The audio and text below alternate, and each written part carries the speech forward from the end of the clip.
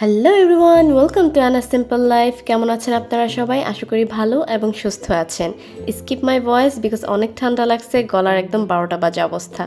But আজকের ওয়েদারটা দেখেন কি সুন্দর। এই ওয়েদারটা আমার সবসময় পছন্দ, আমি আগেও অনেক ভিডিওতে বলেছি।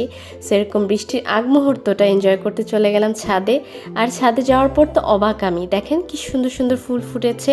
প্রত্যেকটা ফুল যখন দেখি ফুটে এত ভালো লাগে, মনটা এমনিতেই ভালো হয়ে যায়। একটু আগেই বৃষ্টি হয়েছে তাই ওয়েদারটা খুবই ঠান্ডা। আর দেখেন পুরো ছাদ ভিজে আছে। এই ভিজার মধ্যে হাঁটছিলাম আর ভাবতেছিলাম যে আজকের ওয়েদারটা এত সুন্দর, সো যদি একটু ডিফারেন্ট কিছু রান্না হয় তাহলে মন্দ হয় না। যে মাকে বললাম, মা কিছু কি ডিফারেন্ট করা যায়? মা বলল যেহেতু চিকেন বেরি করছি, সো আজকে মুরগি দিয়ে তোমাদের একটা ডিফারেন্ট আইটেম রান্না করে দেখাই।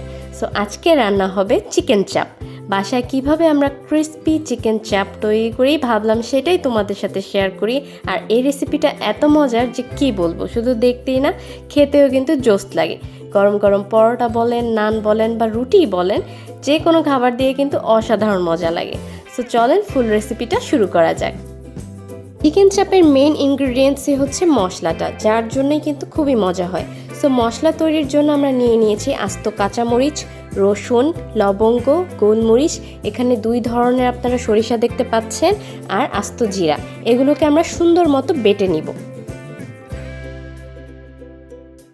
আটায় ভালো মতো আমরা বেটে নিব। এবার এই পেস্টের মধ্যে দিয়ে দিব আদা বাটা, টক দই, কিছু পরিমাণে চিলি ফ্লেক্স, সরিষার তেল এবং অল্প পরিমাণে ভিনেগার। এরপর দিয়ে দিব অল্প পরিমাণে ধনিয়ার গুঁড়া, টমেটো সস, লেবুর রস এবং স্বাদ মতো লবণ। তারপর ভালো মতো মিশিয়ে নিব।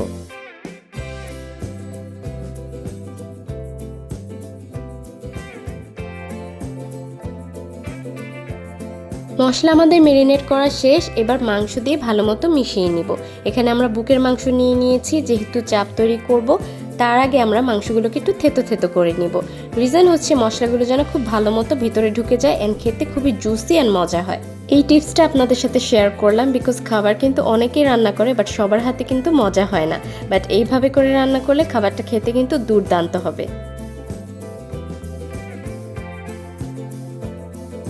মাংস ভালো মতো মেশানো হয়ে গেলে 2-3 ঘন্টার জন্য রেখে দিব আমরা। তারপর খাওয়ার আগে ঠিক আটার মধ্যে এভাবে চুবিয়ে চুবিয়ে আমরা গরম তেলে ভেজে নিব।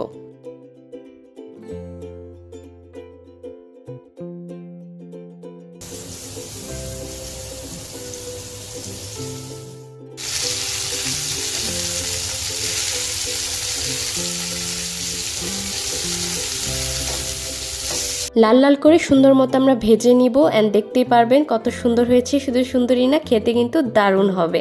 ভিডিও দেখতে দেখতে তাড়াতাড়ি লাইক, শেয়ার এবং সাবস্ক্রাইব করে ফেলো অ্যান্ড ডেফিনেটলি বেল বাটনে ক্লিক করবে যেন আপডেটেড সকল ভিডিও তোমরা পেতে পারো। And please subscribe my channel because তোমাদের একটা সাবস্ক্রাইবে আমি খুবই ইন্সপায়ার হই। সো আমাদের মজাদার ক্রিস্পি চিকেন চাপ কিন্তু রেডি। গরম গরম রুটি দিয়ে আমরা টেস্ট করব অ্যান্ড তোমাদেরকে দেখাই সি কতটা জুসি অ্যান্ড নরম হয়েছে। অল্প একটু টাচে কিন্তু ছেড়ে যাচ্ছে অ্যান্ড খেতে অসাধারণ হয়েছে। যাই বলো না কেন, আমি তো মজা করে খাইছি। আশা করি তোমরাও বাসায় বানাবে অ্যান্ড তৃপ্তি সহকারে খাবে। ভিডিও আজকে এই পর্যন্তই। আশা করি আপনাদের ভালো লেগেছে। দেখা হবে তোমাদের সাথে নেক্সট ভিডিওতে। বাই বাই বন্ধুরা।